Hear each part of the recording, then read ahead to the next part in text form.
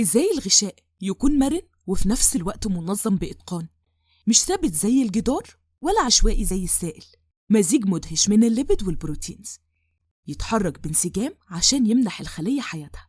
النهاردة هنكتشف سر التصميم اللي أدهش العلماء، Fluid Mosaic Model of Plasma Membrane. أهلا بيكم من جديد في تيشو توك.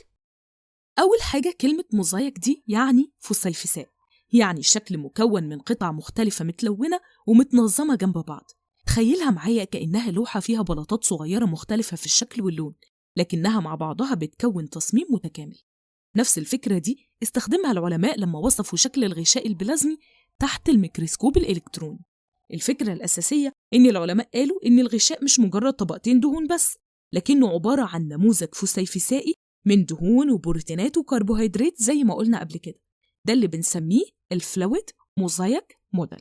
طيب إيه التركيب اللي يخلي الغشاء ده موزايك؟ أول حاجة عندنا الفوسفوليبيد بايلاير، هي الأساس أو الخلفية زي البلاطات كده.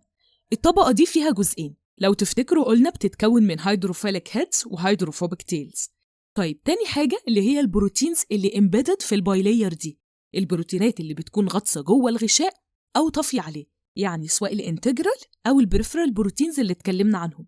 دول على بعض بيدي الشكل الفسيفسائي اللي قلنا عليه ده. وكمان في كوليسترول موليكيولز اللي زي ما قلنا موجودة بين الفوسفوليبيدز، وكمان في كربوهيدرات تشينز اللي لسه متكلمين عنها وقلنا إنها على السطح الخارجي تعمل لي الجلايكوبروتينز أو الجلايكوليبيدز. يبقى ليه سموه فلويد موزايك موديل؟ فلويد لأن زي ما قلنا الفوسفوليبيدز والبروتينات بتتحرك بحرية نسبية داخل الغشاء. بنقول على البروتين دي إنها موفيابل موزايك within the fluid lipid bilayer، يعني البروتينات بتتحرك جوه طبقة الليبيد. موزايك علشان البروتينات والدهون والكربوهيدرات متوزعة بشكل غير منتظم زي لوحة فسيفساء. ما تنسوش لو استفدتوا من الفيديو تدوسوا لايك واعمل سبسكرايب للقناة لو عاوز تفهم الهيستولوجي.